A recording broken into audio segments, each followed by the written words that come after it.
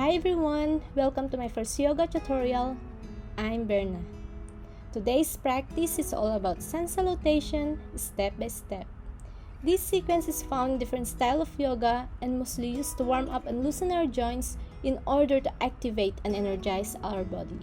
But it can also work in lower pace if your goal is to achieve the state of calmness and relaxation. Either way, our nervous system benefits a lot. This sequence is already set in place and in proper order, and each pose counteracts and is synchronized within inhalation and exhalation. The proper breathing is the foundation not only in this practice but all the rest of yoga practice. So please be mindful with your body. Let's begin and meet me on your mat. Please come in front of your mat, palms by the side of your body, your feet with distance apart, stand balance, stillness. Samastitihi. Feel the weight of your feet equally distributed to the ground. Draw your navel towards your spine, contracting your pelvic floor. Shoulder blades apart, relax your neck, gaze forward. Feel your whole body active as you stand tall and straight.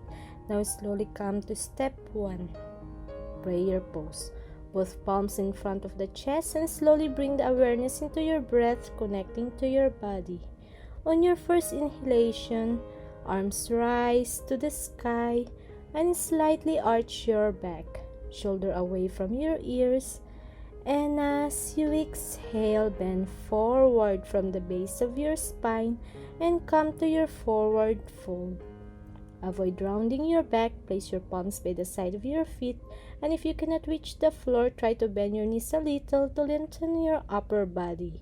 Inhale, kick your right leg back, tuck your toes, make sure your leg is perpendicular to the floor, front knee is aligned with your ankle, look forward. Exhale, bring the left leg back and hold to your plank pose. Engage your core, pelvic in, make sure the body is inclined to 30 degrees, strong arms. Within inhalation, lower your knees and exhale, chest, chin, forehead on the ground, buttocks up, elbow bend close to your body.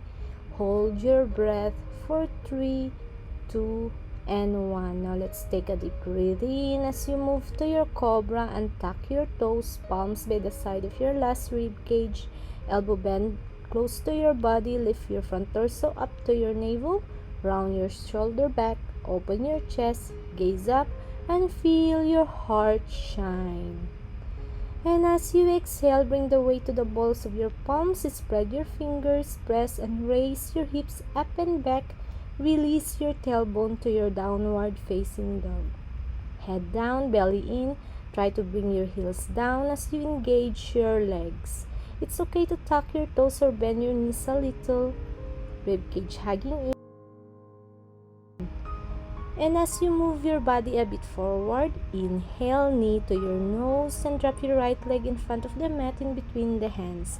Knee above your ankle, left leg engaged and perpendicular to the floor. Exhale, bring the left leg in front, reach down to the earth or draw your forehead to your knees if you can. Don't force yourself if you cannot reach.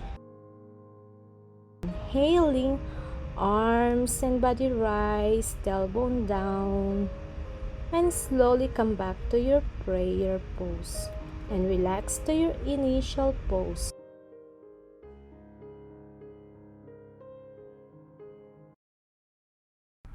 Now let's do one more round to make a complete set of Sun Salutation by starting with our left leg this time.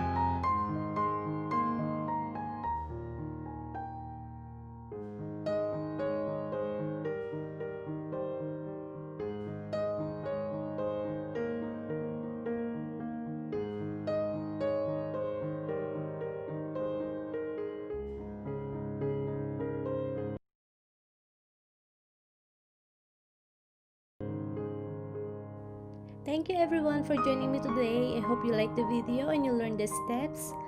Please subscribe to my channel for more upcoming tutorials. Namaste.